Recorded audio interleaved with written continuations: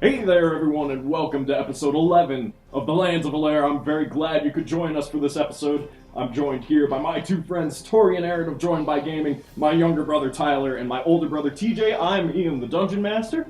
TJ, what's been up this week? Well, you know, we all took a big group trip down to PAX Unplugged. Oh yeah, definitely. No, totally. we didn't. It would have been very cool, but we were here. Maybe someday. Yes. I think we should definitely prioritize that at some point. No, we were here at our comic shop, which, you know, it's like a mini one. Pretty much every week. Yeah. Just with less celebrities.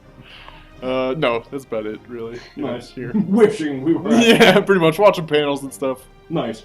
Anything interesting for you, Tyler?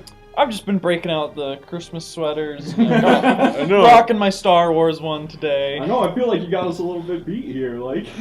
I was wondering if we were getting paid for that. Product placement. Or... Maybe someday.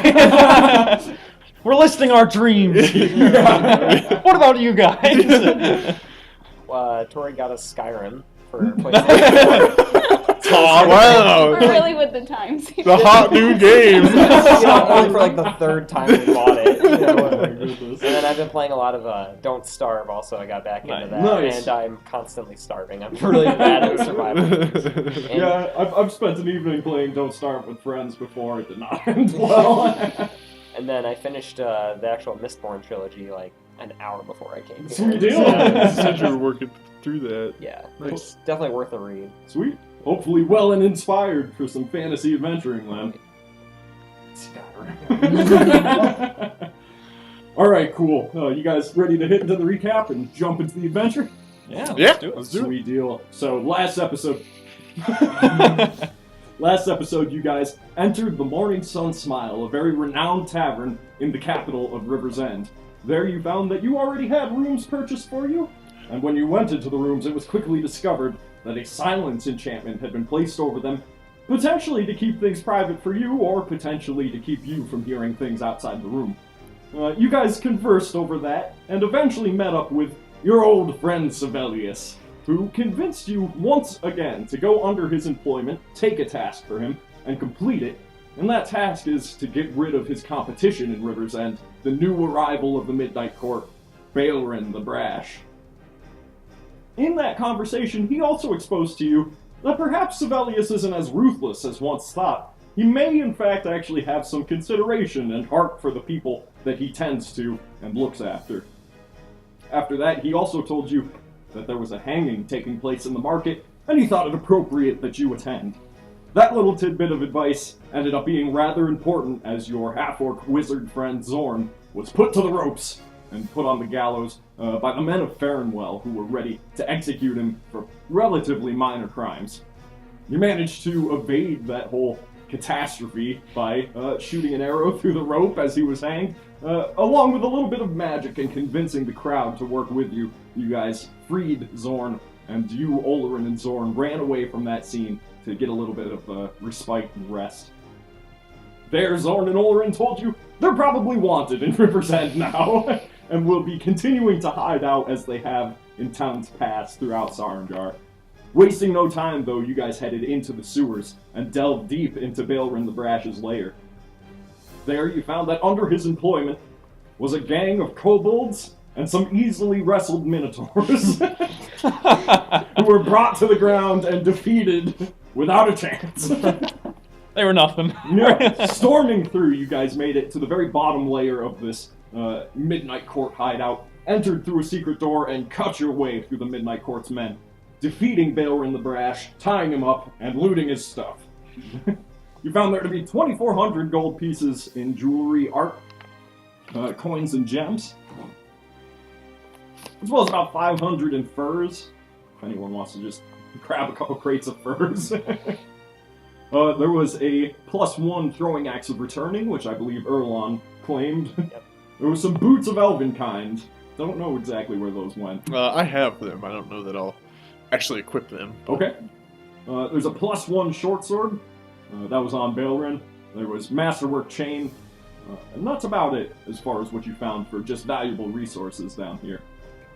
We left with you guys having subdued and tied up Balrin the Brash, and inside of the middle of his meeting room where he used to talk with his just minions, Yeah. monsters and men. You guys were conversing with him, and Balrin, the brash, he snaps and threatens you from his bindings, especially upon seeing you take the fairy dragon, which he claims is the most valuable thing in the hideout. Oh, I know. So, what to do with Balrin? Yes. I'm conflicted, you know. I don't. Obviously, Svelius will probably do some rather hospitable things to him, and I'm sure so with guards. Do you have him gagged at the moment? Yeah. What What do you guys think? Well, again, I won't kill a man who's tied up. No. If he really wants to be free, he has to fight for it. This isn't a fight to the death like some arena. I never said it was. It's all about honor. I don't know, Leander. You brought him back. He was a dead man. I think I'll ungag him. And what would you have us do with you? Whatever the hell you want, you scum! I'm gonna have my arrow, like, Knocked and drawn, okay. and I'm just gonna kind of wait, look to you.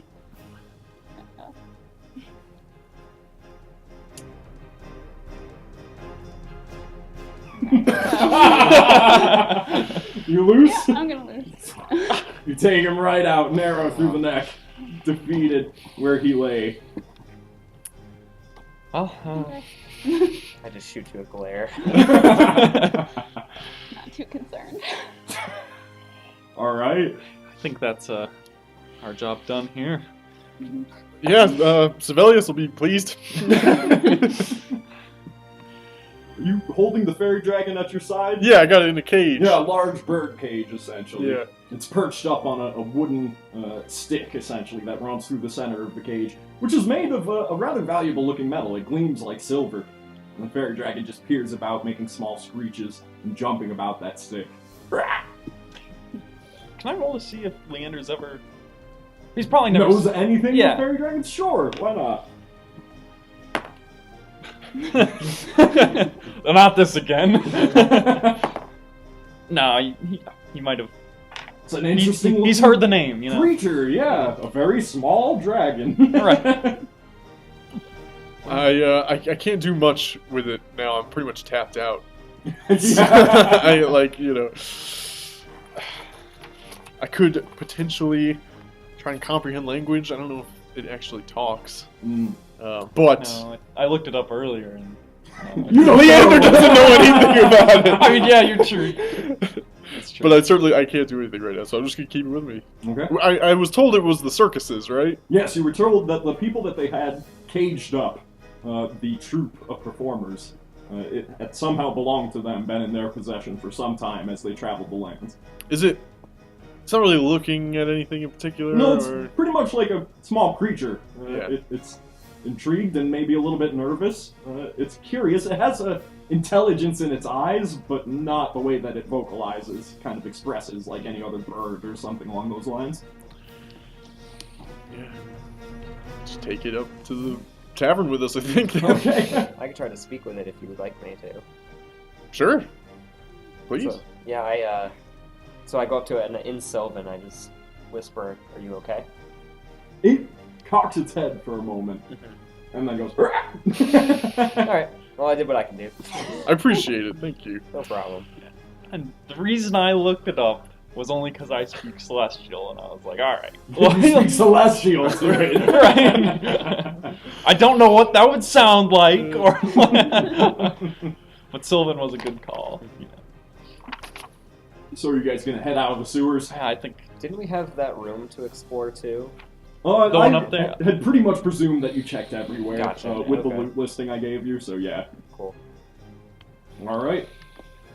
So you travel back towards the morning sun smile, under the warmth and brightness of a late spring sky. As you ascend the hill of River's End, you catch glimpses of the bursting green, vibrant pinks and purples, and golden fields of the countryside. and then you approach the tavern.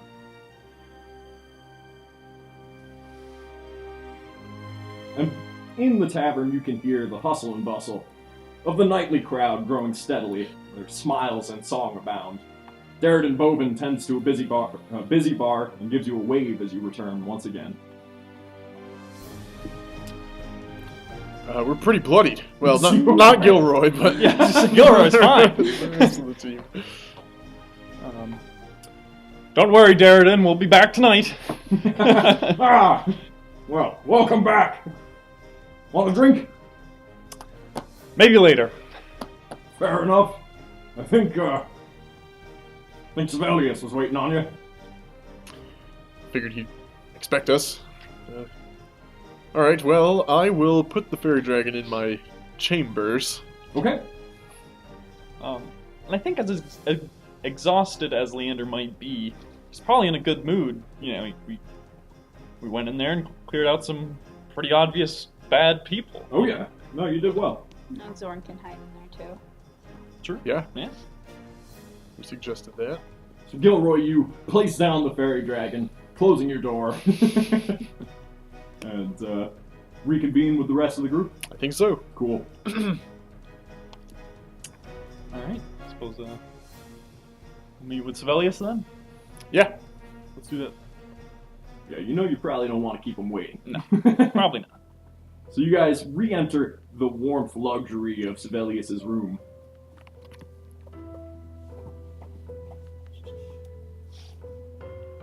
Hello there, my companions. I'm glad to see you once again. I imagine everything went over smoothly. Bleeding on his carpet. I think Leander lays down the. I think it was. I had it written down as half plate, but the masterwork armor Yeah, that chainmail. Balerin had, and I lay it out, kind of in front of him or on a table or something. Excellent. Excellent. And your promised compensation. And he hands out 4 bags of 600 gold. I truly appreciate this favor, but I fear I must look ever onward towards the next task. If the Jarl doesn't return soon, our face of power will leave a vacuum in his absence, prodding more and more towards the true Sari. He's reluctant to return while there's a chance he may drink poison wine and choke on his dinner instead of a glorious death in combat. But I see beyond this local rebellion.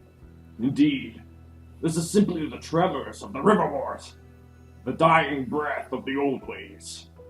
And ultimately, who brought this unrest upon us? The King of Dirt, Devarius Caldenon, Lord of the Broken Tower, and a god among worms of Farinwell.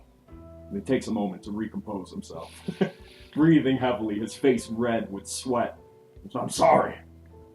I didn't mean for that outburst. Please, leave me for some time. I need to make preparations. There are great powers at work across the lands, and Sibelius has no plans to fail his people. And he turns towards his table in the middle of kind of his lounge area, and you see upon it are a great many documents and maps that he's tracing over with his fingers. Well, I mean, we'll leave you to it then. All right. Unceremoniously, you make your way on out and back into the common room, where a great many folk are beginning to gather around their tables in the bar and have their evening dinner, some drinks. Yeah, and I think Leander probably, turns to the party and goes, it appears we're kind of seeing the broader side of Sibelius. Seems like he's planning something pretty big, or getting ready for something big.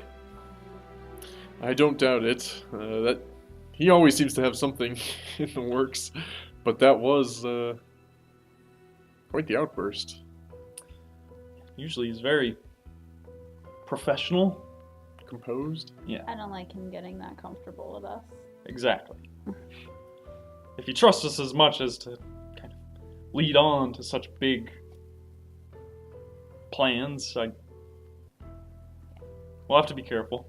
I find it strange. I align more and more with him as time passes, and I don't know if that scares me or gives me hope. Exactly. I must admit, I aim to be on his good side, and he's a powerful man. He's seemingly taking a liking to us. I think there's a balance we can come to agreements on. Just what that is yet to be coming across me. Do we care to... I'm not too concerned with his politics or honestly how much we align with him, but are we forgetting that he was threatening people in the last village we were in and everything like that? I had to shoot an arrow to break up a confrontation at the last tavern. Yes, I wouldn't say he's a good man. But, you know... We won't forget that. Yeah, certainly. But I don't know that he needs to be our enemy either. Do we care to ingratiate ourselves to him even more?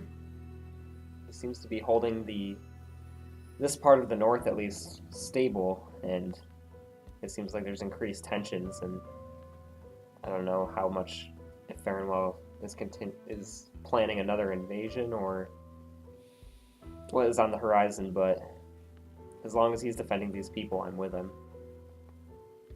I'm with you guys first, though, always. That's fair to me. I say we get some rest, get some drinks, and we'll see. Well, Darren Bovin is happily waving over towards you guys once again. Glad to see that you were able to enter and so swiftly leave Sibelius' quarters. You guys want to take a seat at the bar? Sure. Sure. Yeah. Cool. So I'll scoot you on over. We need some drinks. Darren, he gives you a look down and he goes, "Oh, now what happened to you? Oh, doesn't look clean." Well, I'd say it went smoothly all in all, but we weren't quite ready for such a swordsman. That and the fact that it took us quite a while to get to him. It's a funny business you folks got yourselves in. But, see some coin there as well, you know. Room prices went up a little ever since I started harboring fugitives. He's saying this with a smile as he pours you guys your drinks. Yeah. I was gonna say, talk to Sibelius. Already have, my friend. Already have. Give me some strong stuff. Not a problem. And he pours some up for you. A brownish-looking liquor that comes slowly out of a almost empty glass bottle. Seems rather foreign. Do we recognize anybody else that's at the bar currently? Anybody else Not on anyone else at the bar, though you do see in the lower right-hand corner of the common room by the Black Dragon's head is the troop of people you saved. And then just barely you can hear in the rooms below that with your where your friends sleep. You can hear Arena berating the rest of the party.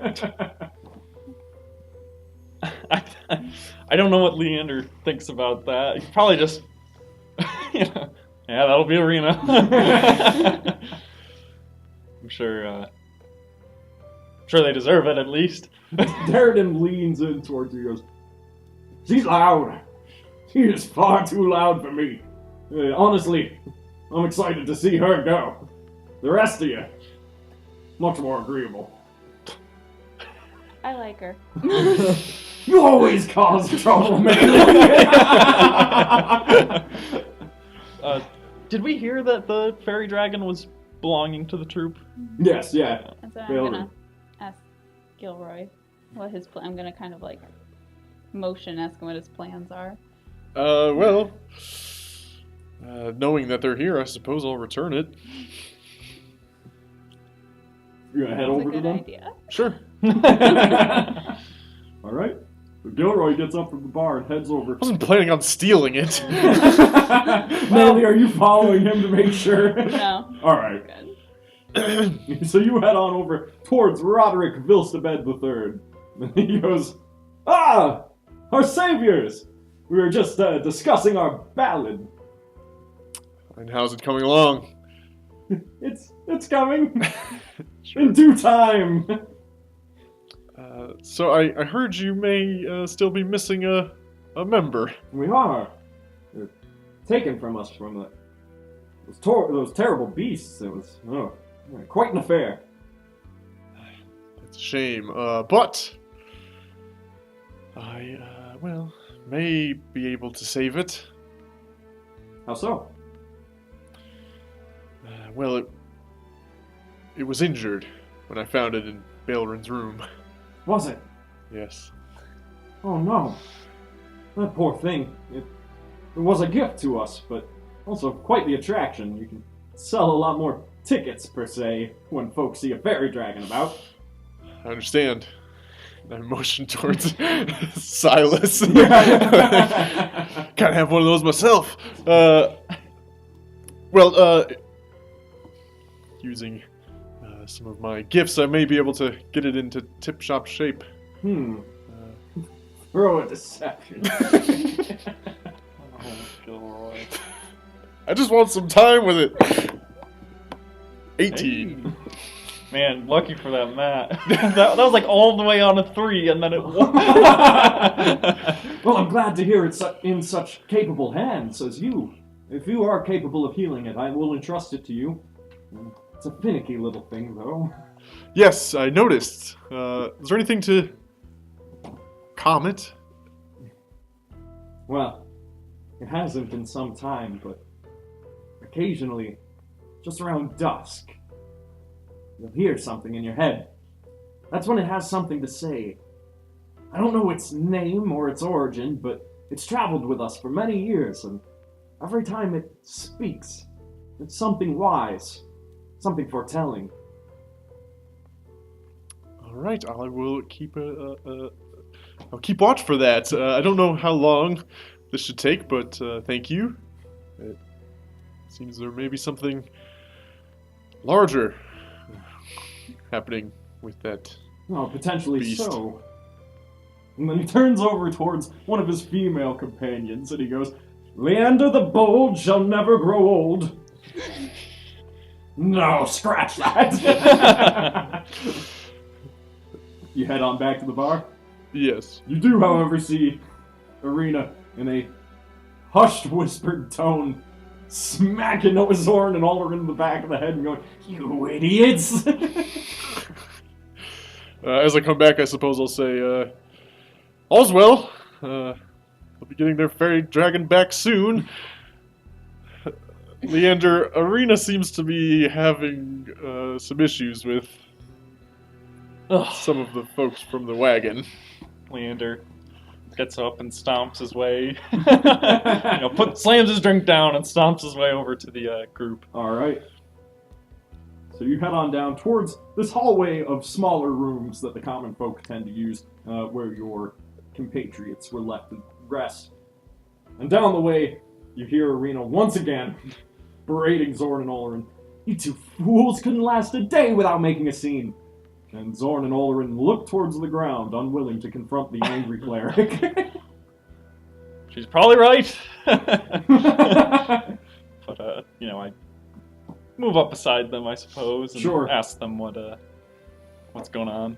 Olorin looks towards you and he goes, "She is right." And Bilberry looks up with a devious smile. He goes, "But they convinced Winston to come out and come on down to the tavern.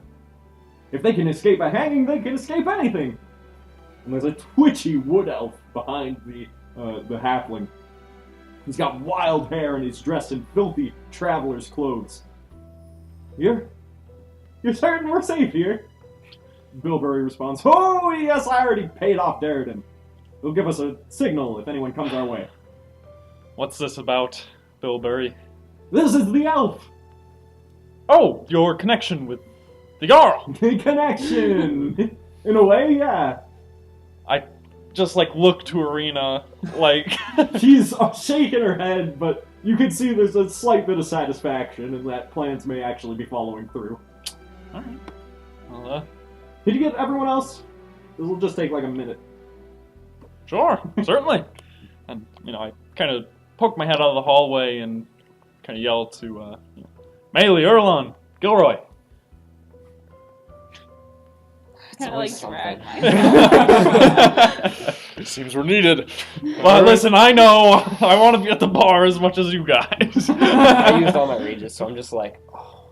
That's, yeah, and I think I turn to Arena and I ask her, could you help us out just a little bit here?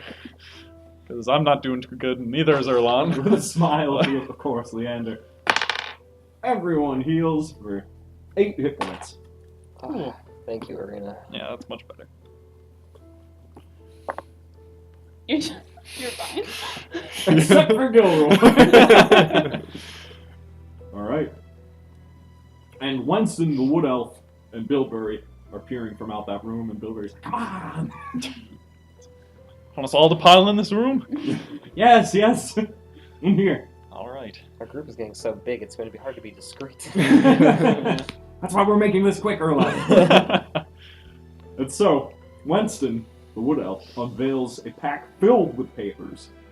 These beauties, they're perfect forgeries. Straight from Lead Inquisitor Etherwin of the 7th Forward Army. And the papers state, as he hands one to each of you, those who hold this document in their possession are hereby permitted personal audience with Jarl Morgon, 23rd member of the Order of Swords by will of the King of Kings, our Lord Devarius Caldenon, and certified by Lead Inquisitor Etherwin of the 7th Forward Army. The bottom of the paper has a red wax seal depicting a griffin reared with its talons bared to the right. Wow, these are, from my knowledge, they could get us an audience with the Jarl? Yeah, well, I mean, I'm hoping so anyway. As long as they don't look too deep into who's actually enlisted in the Farinellian armies. Look at myself. Then I guess we just have to find out where the Jarl is. Well, so I've heard he's at sea, but when he arrives, it's not like he'll be taking visitors too readily, so if you want an audience with him, this is going to be the only way. At least it should help. I'd say it's perfect then.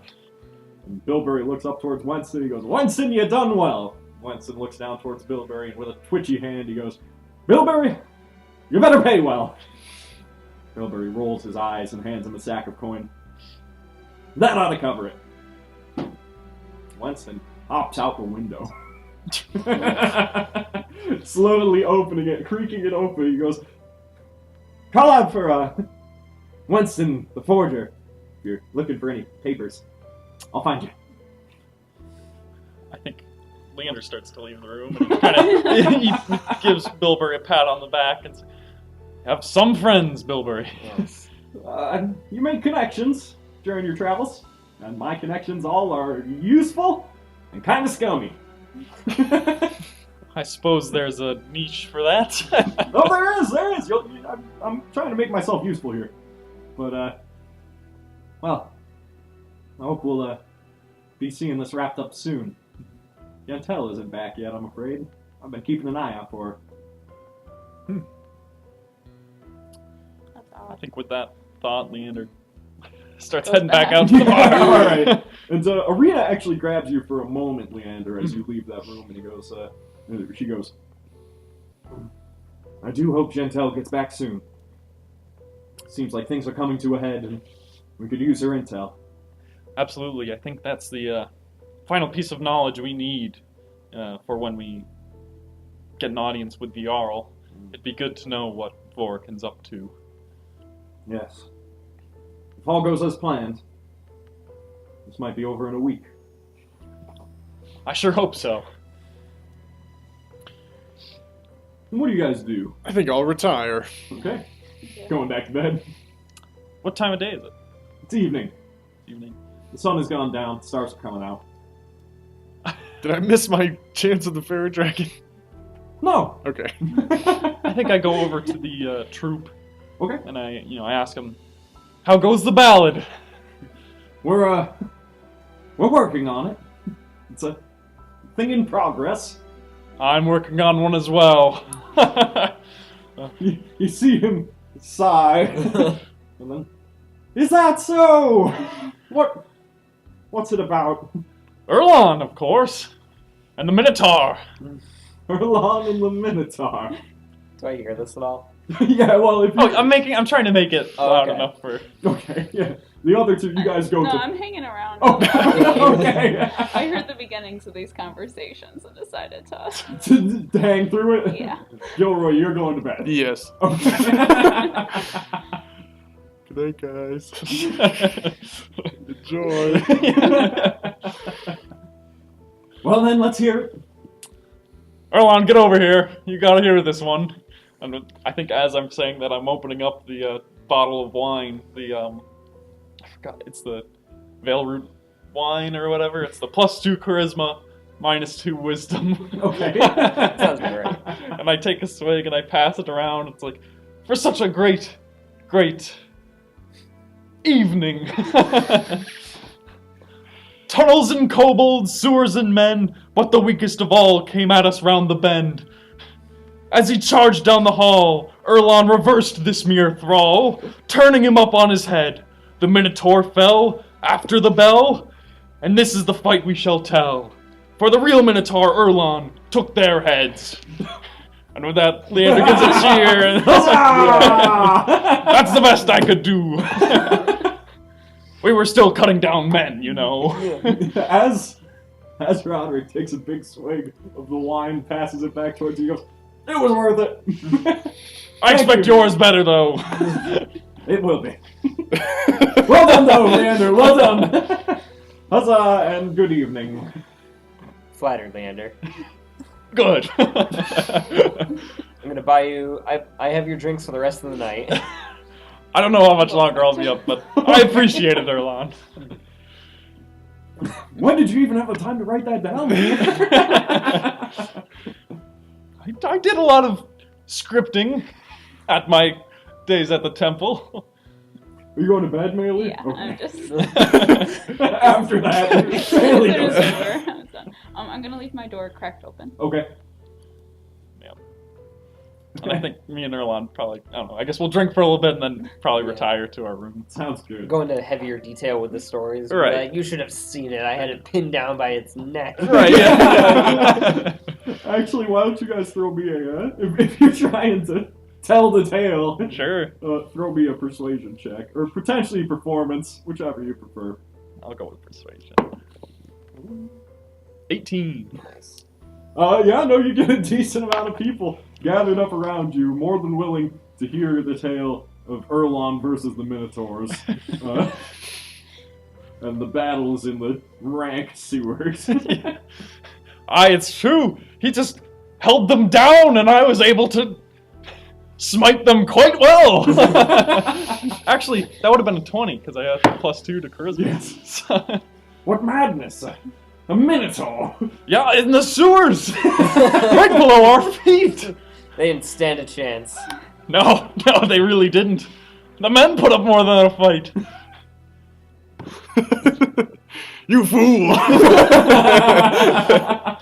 Oh my goodness. Okay. Yep. Gilroy, when you retire to the room, anything in particular you'd like to do? Locking the door. Alright. No, and then I'll just, I'll get to my studies, I guess. Okay.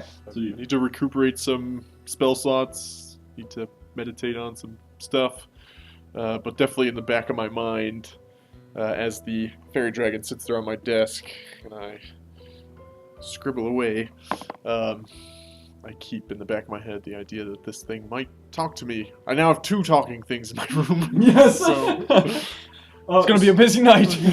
Hours pass as you study your spellbook. However, you note now, as the moon begins to arc across the sky and the light of the moon sheds down onto your curtains, you see the fairy dragon reaching its neck towards your window. I suppose I'll let it out. You let it out? Of the cage, yeah. Okay, it hops along your bed, jumps up with a couple flaps of its wings onto the windowsill, and peering out, the light of the moon hits its eyes.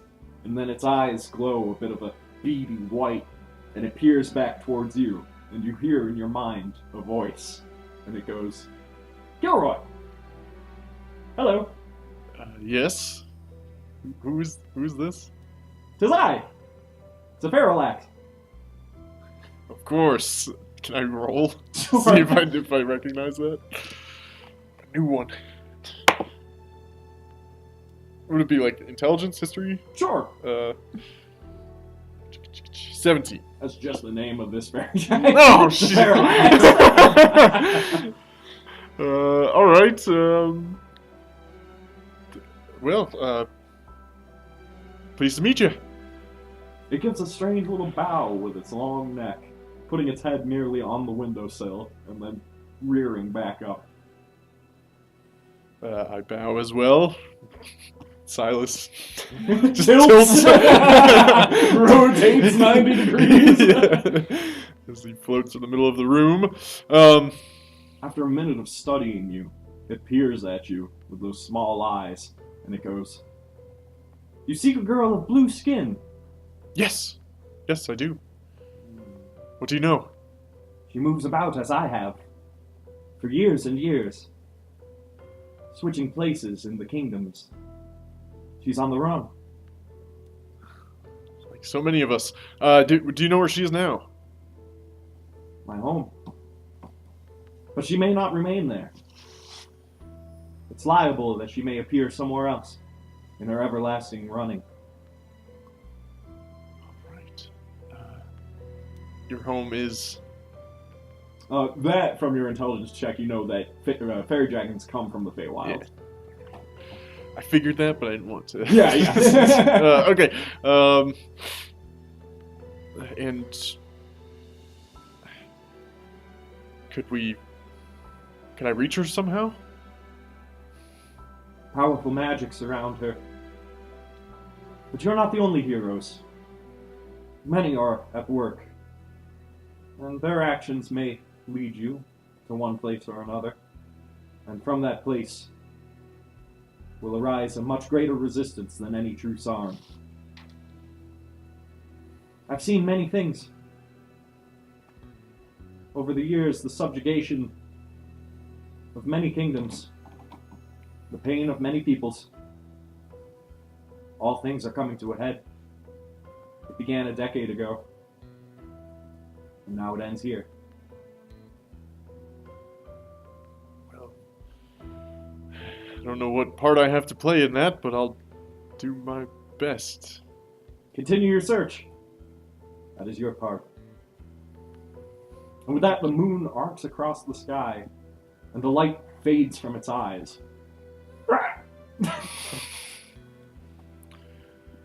I suppose I'll look up at Silas.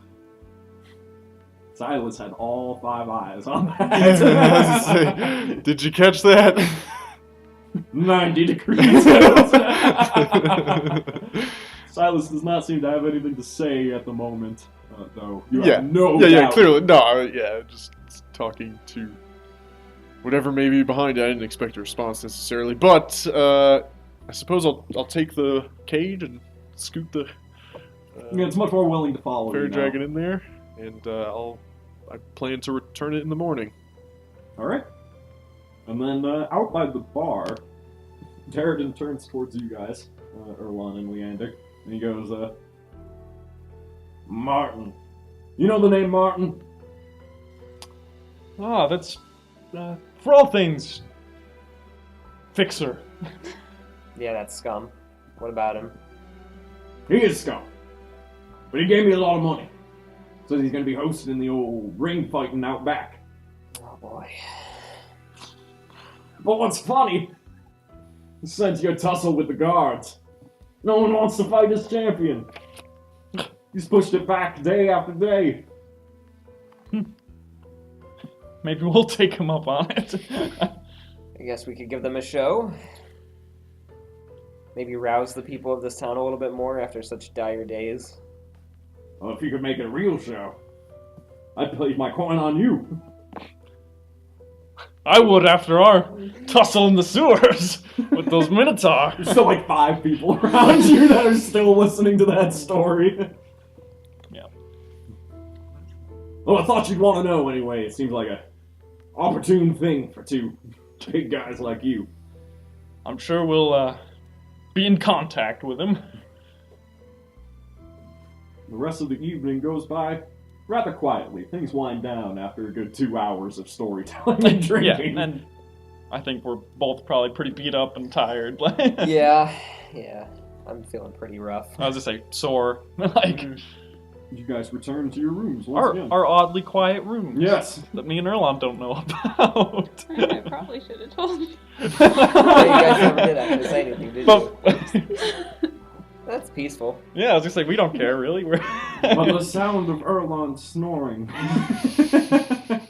is unescapable, Leander. I'm sure Leander does too. More should I say, Gilroy and Maylee, you don't have to worry about Leander and Erlon snoring for once. And yes, the night passes by. Quietly, you guys fall into another dreamless rest. When you awaken, presumably you take your time to be ready for the day and then reconverge and make your way back out into the common room. I'll bring Sephiroth. Okay?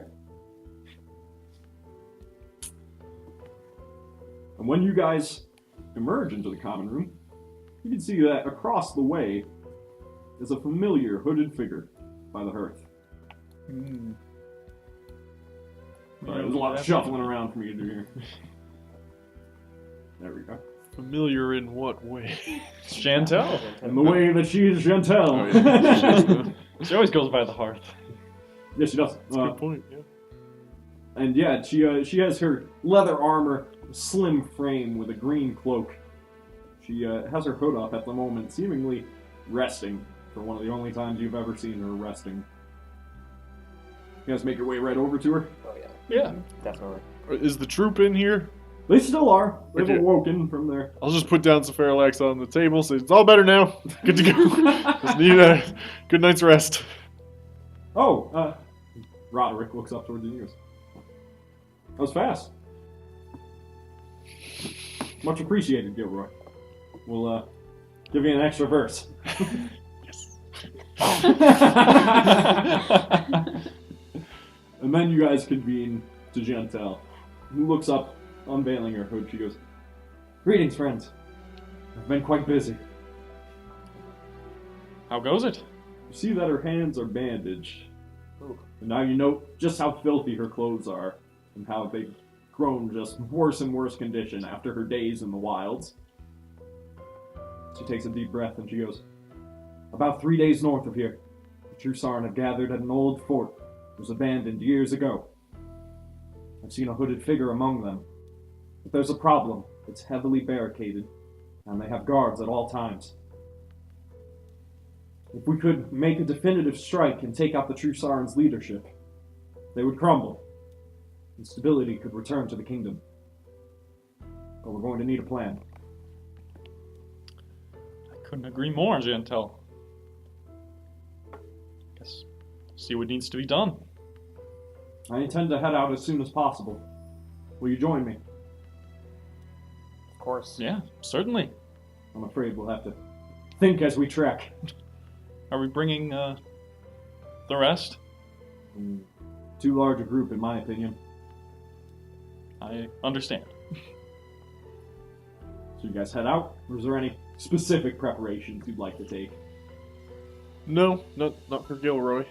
I get some breakfast to go. Some hardtack. Alright, cool.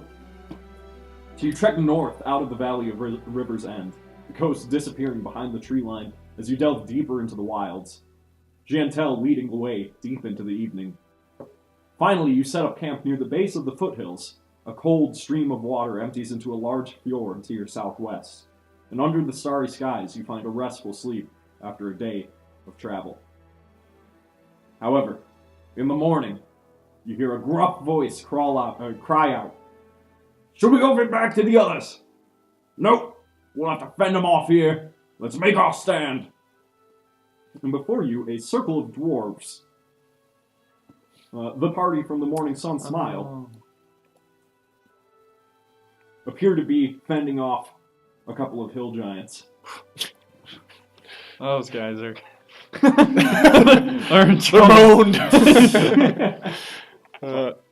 Our party is encamped in the very southwest corner of this map. There's the cold stream, the fjord, a rather large, decrepit tower across the way of the fjord, and then our dwarves preparing for their struggle. And I suppose that's initiative time. Yeah. Yeah.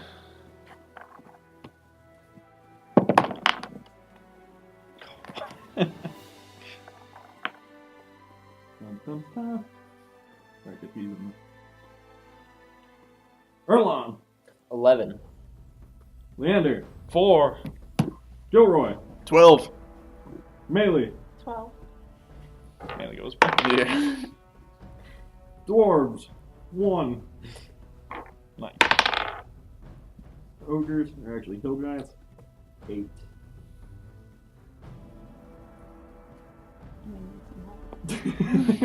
Melee, you are up first. You can just plunk them from there. Yeah. Am I? Can I actually reach that far? Oh yeah, Yeah. longbows have a range of like 300 feet. Okay. Mm-hmm. Okay. However, I'll just go there's- to the banks. Yeah, at least. there's kind of this elevated space next to you, Yeah. this rocky hill that you can climb up. You make your way, up on there. Turn towards them and loose an arrow at the large hill giants. They have Yeah. tree trunks for weapons, these huge fat beasts as they come bounding down the foothills. Which one would you like to attack? The one in the center. Okay. Is that gonna be a To say, sharpshooter? yeah. Yeah. Yeah. Alright. These guys are gonna be easy to hit. Oh. That's why we got 2 attacks. Alright.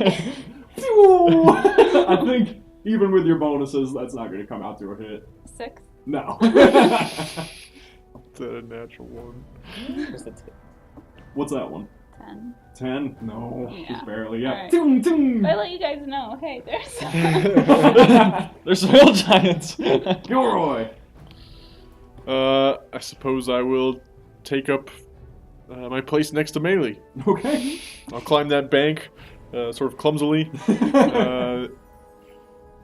Look out upon the camp and the hill giants. Yeah. Guess this is our problem now. And loose. I'll cast a Scorching Ray, so it'll be just 3 very concentrated beams of light Okay. at the one in the middle. The one in the middle. It's a 12. Yes. A natural 1. So no. And 17. So 2 for 46. Yes.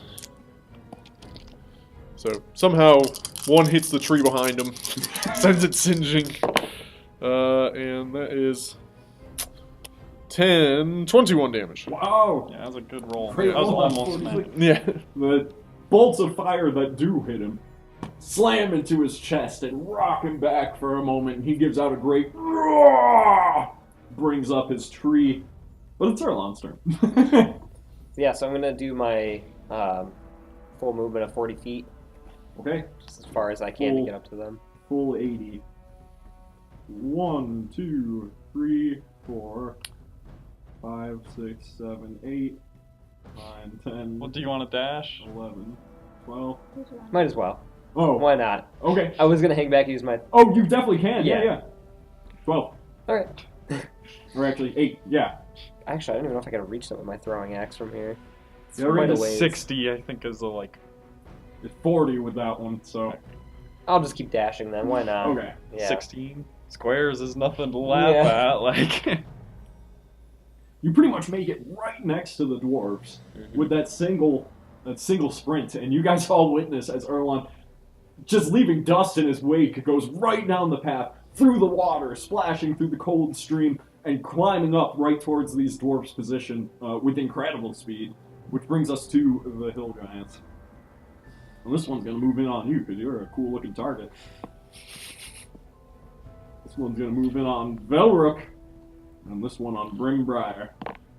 Yes, all the dwarves have names. Big brothers. Does a 14 hit you, Erlon? No, it does not. Nice, you dodge out of the way as this hill giant slams down with his initial attack. Then he attacks again. And misses again. So, one slam into the ground next to you that you roll past, and then he lifts it and whiffs it right over your head, bringing just a breeze from the force of the swing. And then here's some attacks against the dwarves. I can already see this isn't going to be... Okay, one hit. It's not going to be a good night for me. Minimum damage, just like nothing. He's going to be doing 6 damage. And then 2 more attacks. A hit. A hit.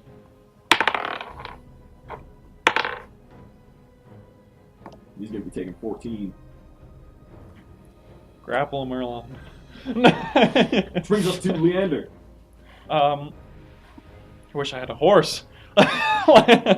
I'll move my 12. Okay. Just kind of rushing right up, trying to keep up with Erlon, getting over those dwarves and hill giants. We can make it right across the stream. Great. To be fair, he's like barefoot and everything, and you've got all this armor. Which is actually... Is that me dashing? Huh? Dashing? You move 30 feet standardly? Yeah. 1, 2, 3, 4, 5, 6, 7, 8, 9, 10, 11, 12.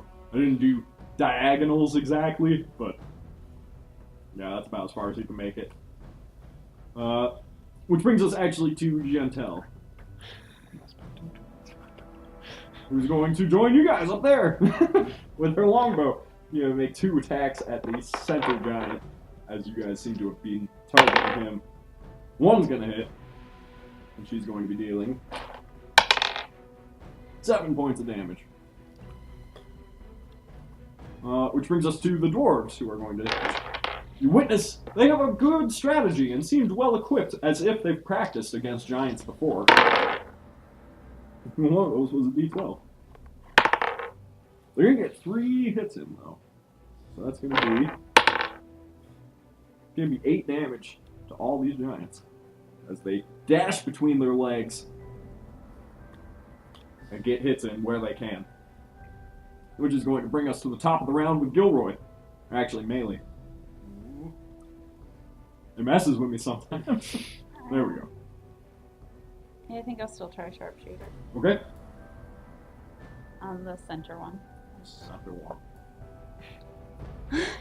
Alright, I'm not going to do sharpshooter. Okay. So, 18. Yes.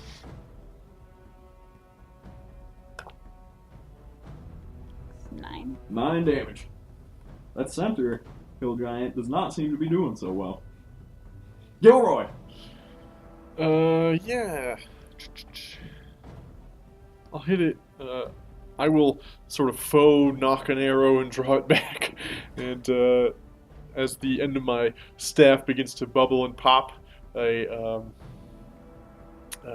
acid arrow looses, heading straight for the main giant, that giant in the middle. Okay. And I have to make an attack roll. 13. Yes.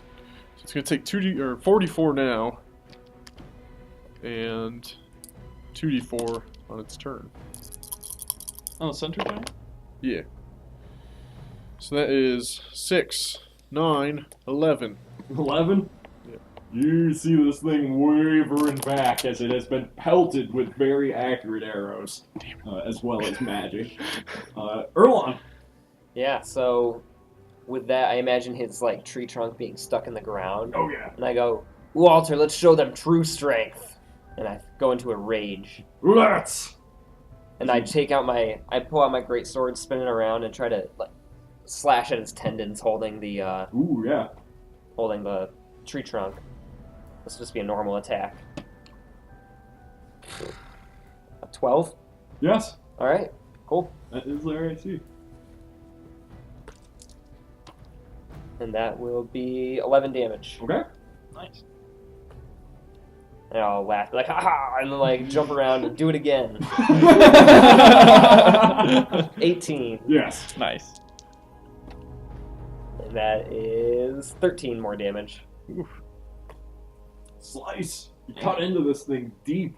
It gives out another cry as blackish blood begins to ooze down its log that it carries. It goes, "Rrrr! Little thing!" How tall are these things? They are a good 12 to 14 feet tall. Right, these are hill giants. Yes. Yeah. Okay. So it's going to be making 2 attacks against you, Roland. Going to be throwing a 15 Just hits. and a 20. Oof. Let's see how this goes. This is the 15. Minimum damage! So you're going to be taking Jeez, Ian. 3 damage from the first hit, and then here's the natural 20. Be 17 damage from that one, which reduces, gets cut in half to... So it's 10 altogether? Or- It was 3 and then 17? Right. Well, but cut down, it would be Oh. 11 altogether, I think. Yeah. Okay. Barely a scratch. Cool. Which brings us to Leander. Use my turn dashing. You catch on up! Which brings us to Jantel.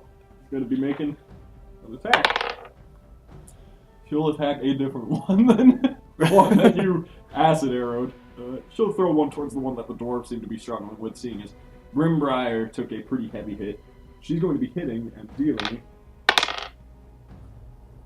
8 damage. Which brings us to the dwarves. We're all going to attempt something. 2 of them hit. Actually, I didn't roll against the dwarves either with the initial thing. So, during the hill giant's turn, also deal your acid damage. My bad.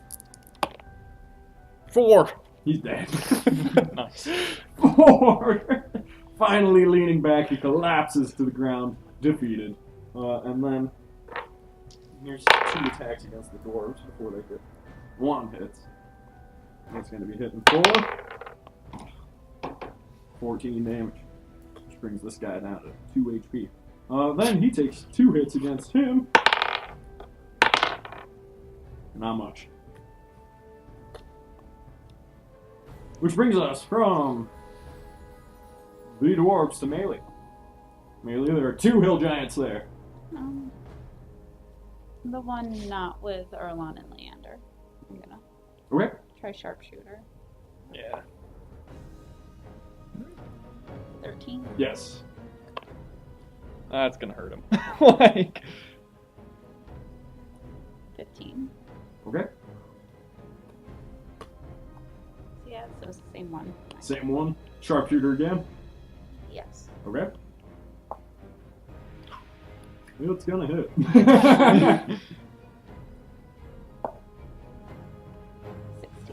16. Yeah, he's gonna be close. Yeah. Gilroy.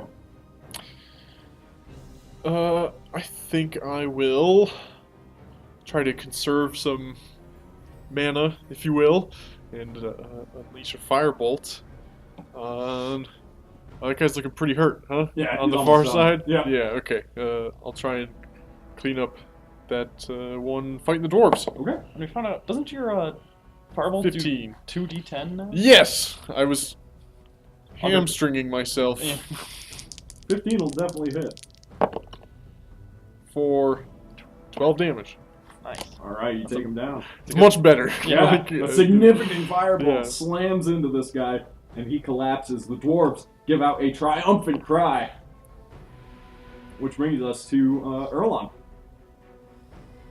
I look over to Leander and I say, let's make an even greater tail. I'm going to try to grapple it. I'm going to go for the leg and try to, like, throw it to the ground. Okay. Really? Yeah, well, I get gets advantage on advantage. my strength. Alright. It's going to be throwing a 15. That's, for me, that will be a 19. Successfully grapple it.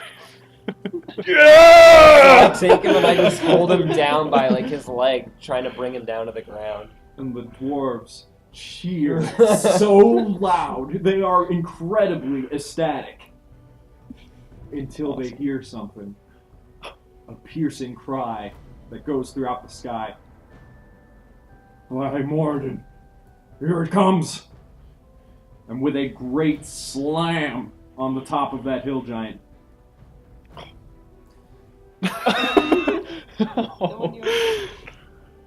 Oh no. You guys want a better tail.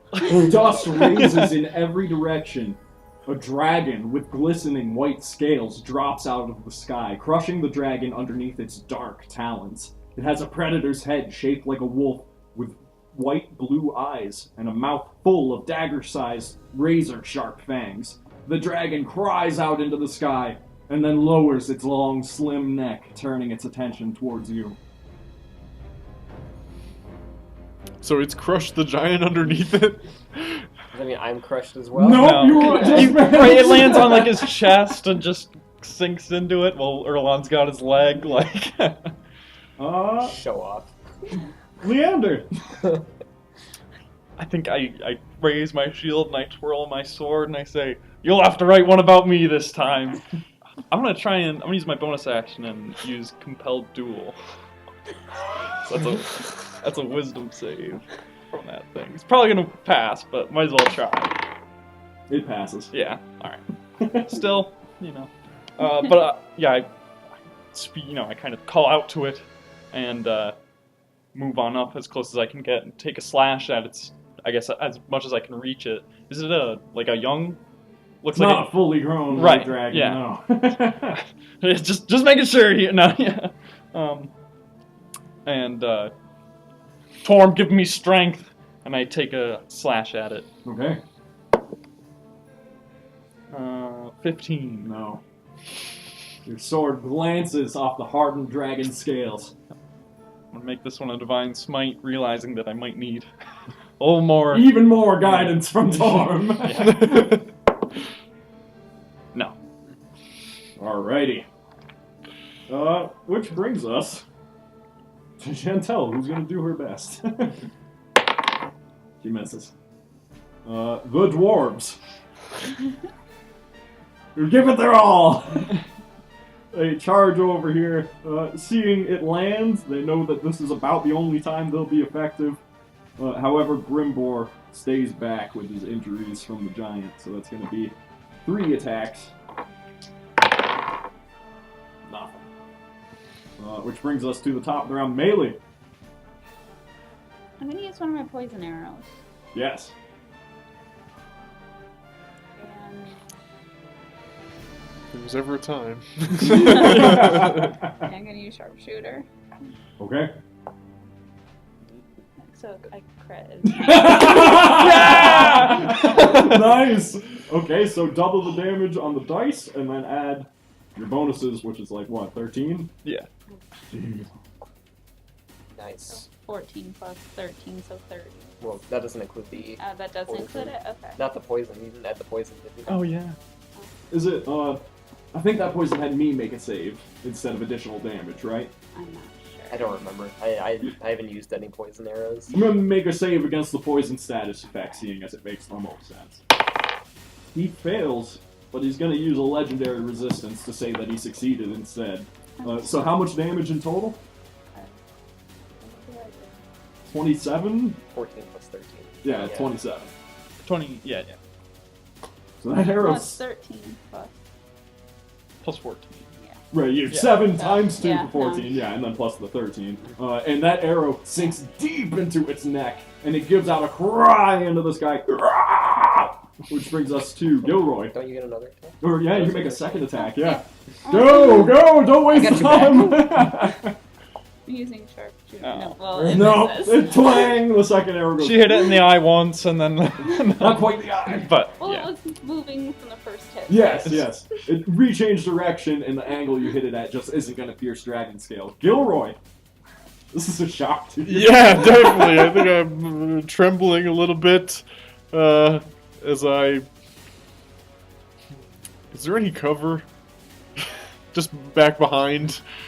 You can just The- dive behind kind of the hill there. Yeah, that mountain I already climbed up. Or not mountain, but knoll. Alright, I think as I'm sliding back down a little bit, I will cast Magic Missile as a 3rd level spell. Okay. Nice. Throw your damage. So it's gonna be. Do you roll once? Yes, I you roll know once we do this for- every time, but it's gonna be times 5. For 5. Mm. So 15. 15 damage. Nice. You know, don't know if that's a great use of a 3rd level spell, but it was guaranteed to hit. So Yeah. These forceful little bolts of magic come flying across the field and slam into the dragon. It rears back, picking up the hill giant's head and then slamming it back into the ground, definitely crushing it and ending that thing's life. Which brings us to Erlon. Erlon, you have never seen a beast quite. You know of white dragons. They're territorial and where you've grown up, but no one would have you face one. Yeah. So I remember the one in the hunting lodge and being in the original area Yes. where we were and being amazed. Now I'm like, oh shit. Watching it crush the guy that I was grappling, but, you know, in my rage, I yell, Walter, protect Leander, as I go in for a strike at its neck. Okay. Nope. Nothing on the first swing. Try again. 18. Yes. Nice. Right. So yeah, Walter moves in front of you Mhm. to protect you. And that is, whoops. Yeah, that's a 1. So 7 plus 6, 13 damage. 13. Nice. Slice. The thing begins bleeding a bit heavily from the neck and the face as arrows and slashes begin to get through the scales, which brings it to its turn. With a flap of its wings, it disengages up to the top of this hill, and then everyone down there needs to make a Constitution saving throw as it rears back and breathes down absolute frost upon you. 16 from me. So you guys, the 16 and I got a, sorry, math, 22. 22. Okay, so you guys will both be taking half damage. The dwarves actually succeeded as well, luckily enough. They're dwarves. They're hardy. Oh, geez. Okay.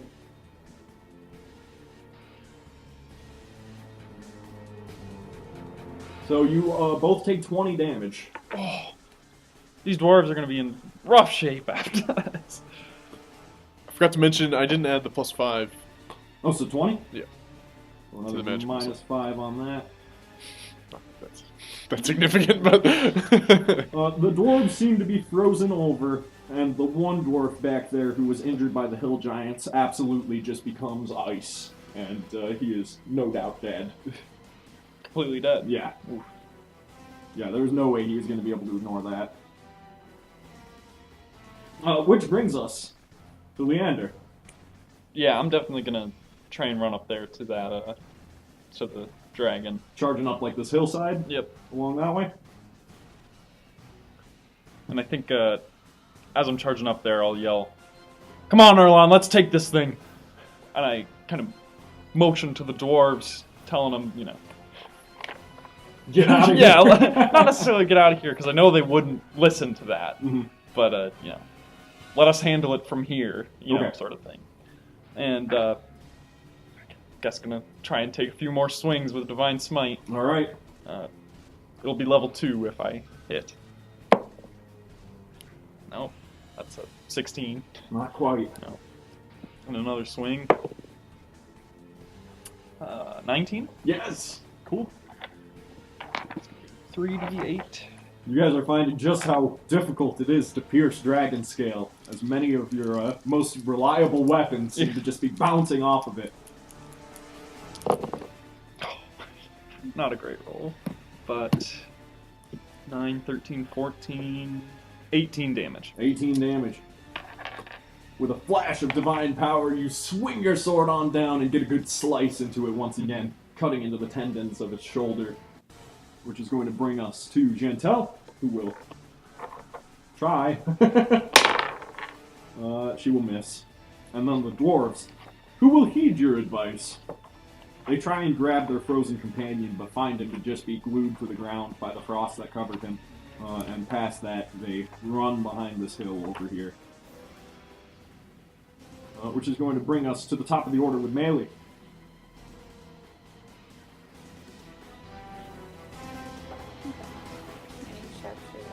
just a magic arrow. Plus 1. Nice.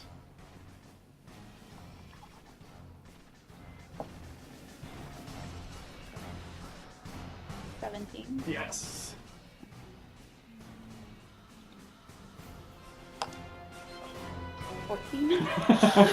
Still a significant hit. Yeah, Yep. it's still not bad. Another arrow sinks into him, right past your shoulder, Leander. Mhm. Second attack. Not a magic arrow. I was gonna say, you only had one. Ah, there we But go. it's still 21. Yeah. It's that sharp. The plus 10 is just so reliable. 19. 19. Yeah. Melee's just. 2 arrows sink into this thing's neck. Yeah. Gilroy. So I'll peek over the edge of this little hill that I was hiding behind, seeing now the dwarves gone, bodies frozen, Yes. and the dragon having moved a bit. And I'll regain some composure, stand up, and do a Scorching Ray against this thing. So very similar to the stuff that hit that hill giant, these pretty significant beams of fire and light fly across the battlefield, hopefully striking the dragon. 24. 20 hit. Yeah. 11 No. and 22. Yes. So 46 fire damage. You would think that would be nice if you weren't fighting a dragon. It's a frost dragon. Oh man. That's 13. It's like average. This thing is beaten down and bleeding. There is a absolutely bestial look in its eyes. Erlon. Yeah, so seeing the position that we're in, I want to keep the momentum so my rage doesn't dissipate in my run over there. But before that, as a bonus action, I haven't done this in a while. I take the horn of Huronin out Yes. and I blare it loud to give everybody some encouragement.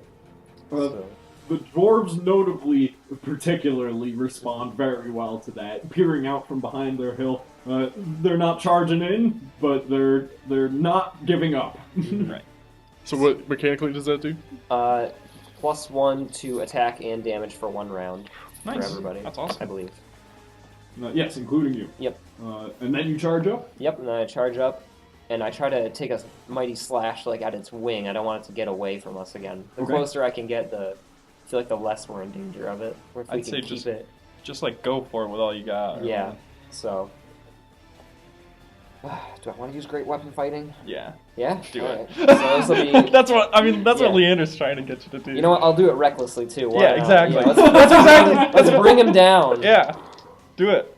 So I'll get it +3, and leave myself open, and that is a 21. Yes.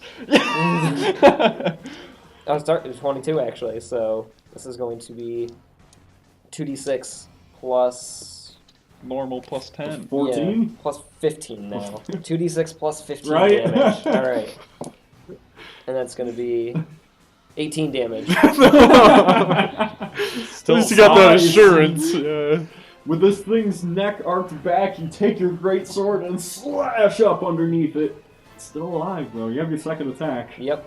Same thing. I'm just going to go right for the finishing blow. I'm going to recklessly attack it again. Might as well, right? Yeah. Shower myself in its blood. That is 15. No. Yeah. the So second one. close. Yeah. And then it looks down at you, Erlon, breathing heavily and jaggedly. It's gonna make 3 attacks towards you. First, a bite. Throwing a 17. And it's gonna be dealing. You have advantage, remember. As long as it doesn't get any 20s. It's going to hit. Yeah.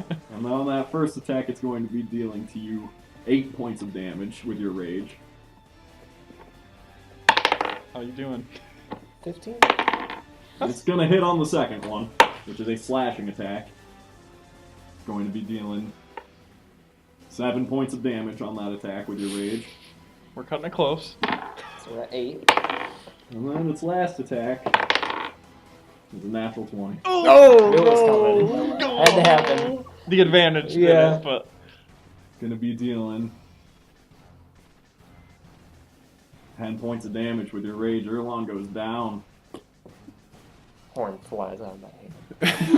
tumbles down. Yeah. The white dragon will use a legendary action to disengage oh, and flies over to the tower. all the way over slamming there. down. Erlon's returning axe falls out of his hands. It slams down onto the red brick roof of the tower, causing it to shake with dust.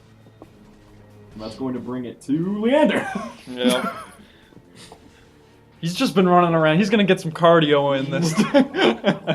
I just gotta check something real quick. There. So I'm gonna do.